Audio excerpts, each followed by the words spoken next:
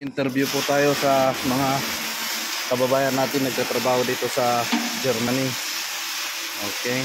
Sir, ano pong trabaho niyo dito sa Germany, sir? Welder, kabayan. Ay, ang haba naman ng hinihinang niyo, sir.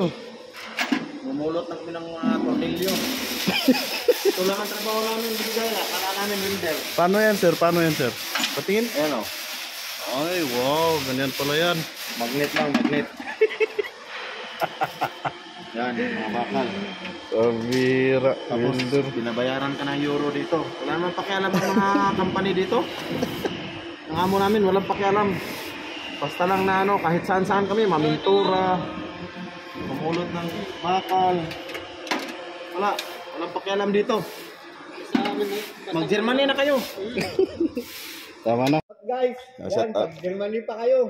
Oh, Germany mo, lago na kayo. Oh, dito tingnan yung Germany sa Poland, dito na dudumihan. Ala. Dito sa German, oh. Germany na dudumihan. Victor, ba?